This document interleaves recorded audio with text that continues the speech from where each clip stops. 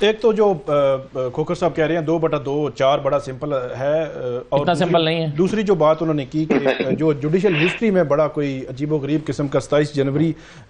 دن تھا، تو میں یاد کرا دوں 27 جنوری نہیں، جوڈیشل ہسٹری میں 21 اکتوبر جو ہے وہ ایسا دن تھا جس میں جوڈیشری کے پر کاٹ دیے گئے، جوڈیشری کو ایک ماتحت ادارہ بنانے کی کوشش کی گئی، جوڈیشری میں اپنے من پسند کے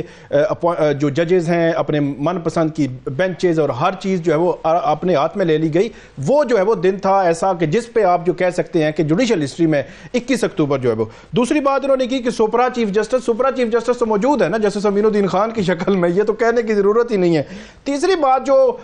کر رہے ہیں کہ انہوں نے جو ہے وہ کنٹیمپٹ شروع کر دی، اور یہ وہ کنٹیمپٹ کہاں شروع، شوکاز کی ہے؟ نہیں کیا شوکاز نہیں کیا نا، وہ انہوں نے آپ یہ کہہ سکتے ہیں کہ انہوں نے طے کیا ہے کہ یہ بنیادی طور پر جو رجسٹرار تھے ایڈیشنل، ان کی کنٹیمپٹ انہوں نے نہیں کی، 4 جو کمیٹی کے لوگ ہیں انہوں نے کی ہے۔ اس سے قبل بھی آپ دیکھیں نا، یہ تو چلیں جوڈیشل آرڈر تھا ایک چل رہا تھا، جو کھوکھر صاحب بات کر رہے ہیں کہ ان کے پاس اختیار نہیں تھا، آئینی بینچز کے پاس بڑا کلیئر یہ وہ سارا کچھ لکھا ہوا ہے۔ فرض کریں جیسے منصور علی شاہ کا بینچ یہ کیس ڈیسائیڈ کر دیتا، وہی کوسچن آف لا ڈیسائیڈ کر دیتا، اس کے خلاف اپیل ہوتی، اپیل میں پہلے دن سسپینڈ ہو جاتا کہ آپ کا تو اختیار ہی نہیں تھا، تو بات ختم ہو جاتی۔ آپ کہتے ہیں بینچ کیا بدلنے کی ضرورت نہیں تھی، کیا جلدی تھی، کیا تیزی تھی کہ آپ نے 17 جنوری کو دن 12 بجے ریگولر کمیٹی بیٹھی، 12:45 پہ آئینی کمیٹی بیٹھ گئی، کیا جلدی تھی؟ مطلب یہ بھی تو ہے نا، یہ کیا ایسا نہیں ہوا کہ ایک جوڈیشل آرڈر کو انتظامی سائٹ پہ ختم کیا گیا ہو، بے شک جس طرح کا بھی ہو، کیا ایسا نہیں ہوا؟ آپ نے پہلے جو 90 دن کا جو الیکشن ہونے تھے وہ سپریم کورٹ کے فیصلے پر عمل نہیں ہوا، اور سپریم کورٹ کے اندر سے اس کو سپورٹ بھی ملی، اور عدلیہ کو اتنا نقصان ہوا کہ اس کی ساکھ اتنی کمزور ہوئی۔ 12 جو جولائی کا فیصلہ مخصوص نشستوں میں، تب کیا ہوا؟ باہر والوں نے عمل نہیں کیا، اب جو ہے وہ اندر والے ہی جو ہے وہ یہ کام کرنا شروع ہو گئے ہیں۔ اس طرح نہیں ہوتا، آپ منصور علی شاہ بینچ کو کرنے دیتے، آگے چل کر ختم ہو جاتا۔ اور جو توہین عدالت کی بات کی جا رہی ہے، تو کیا آپ نے ایسا نہیں کیا اور انہوں نے ان کو بلایا؟ اگر اچھا میں ایک اور بات کروں، اگر وہ چیف جسٹس یا جسٹس امین الدین خان، جسٹس جمال خان مندوخیل، جسٹس محمد علی مظہر کو بلا لیتے تو پھر اس سے بھی بڑا بحران آتا، یا پھر لوگ کہتے ہیں کہ یہ دیکھیں جی چیف جسٹس آف پاکستان کو جو ہے بلا لیا ہے، یہ جو وہ کہا جاتا۔ انہوں نے فیکٹس جو ہے وہ لکھے ہیں کہ یہ ہوا ہے، اور یہ ہوا ہے، ہمارے سامنے ہوا ہے۔ اب یہ غصہ کس بات کا ہے؟ کیا کنفلکٹ آف انٹرسٹ نہیں ہے؟ میری مطلب سمپل سی بات ہے نا، جو جسٹس منصور علی شاہ پہ بار بار کہہ رہے تھے، جسٹس جمال خان مندوخیل، بتائیں جی میرا کیا مفادات کا ٹکراؤ، کیا مفادات، ان کے مفادات کا ٹکراؤ بنتا ہے نا کہ جب وہ اس کیس میں لنک ہیں۔ اور یہی بات انہوں نے انتظامی سائیڈ کے کمیٹی کے سامنے بھی رکھی کہ کم سے کم آپ ان ججز کو تو نہ ڈالیں نا کہ جو ججز 2 کمیٹیز میں تھے، باقی آپ بھری پڑی ہے سپریم کورٹ۔ یہاں پہ یہ بھی مسئلہ ہوتا ہے کہ جناب پتہ نہیں پک اینڈ چوز کر کے بینچ جو ہے وہ بنا دیے جاتے ہیں، تو یہ بھی ایشو نہیں۔ اب اگر فل کورٹ بنتی ہے تو یہ 4 ججز بیٹھیں گے اس میں؟ مسئلہ یہ ہے کہ جب فل کورٹ بنتی ہے نا، مخصوص نشستوں کے کیس میں کیا ہوا تھا، جب کمیٹی بیٹھی تھی، چیف جسٹس یا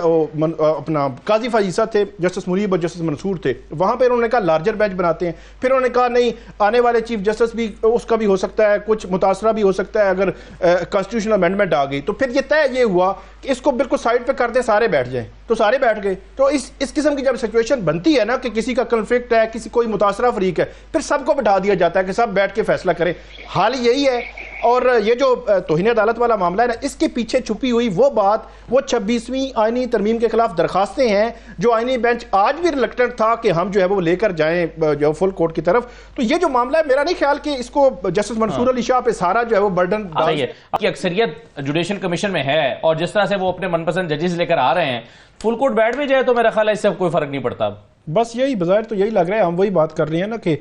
فل کورٹ کی بار بار اس لیے ہو رہی ہے کہ سارے جج جو ہے وہ اس معاملے دیکھ لیں۔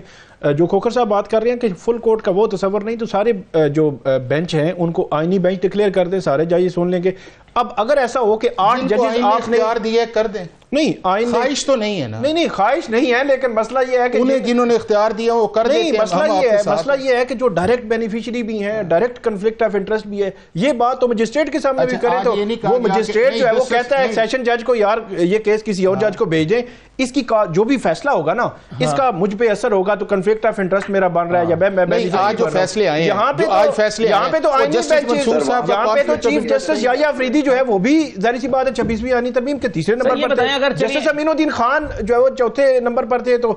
ان کا بھی معاملہ یہی ہے کہ وہ آئینی بینچ کے سربراہ جو ہے وہ بن گئے. تو الٹیمیٹلی یہ چیزیں تو دیکھی جانی ہے, اس کے بغیر کیسے جو آگے بڑھیں گے. میرا نہیں خیال کہ یہ 8 ججز یہ کہیں گے کہ ڈٹ جائیں گے کہ نہیں ہم نے ہی سننا ہے, یہ فل کورٹ کو بھیجیں گے. انہوں نے پوری ہسٹری گزاری ہے, ہائی کورٹ سے آئے ہیں, ان کو پتا ہے کہ کنفلکٹ آف انٹرسٹ اور یہ بینیفیشری ہونا کیا ہوتا ہے. آ رہا ہے نا وہاں پہ, اس کا حل یہی ہے کہ یہ آئینی بینچ ایک جوڈیشل آرڈر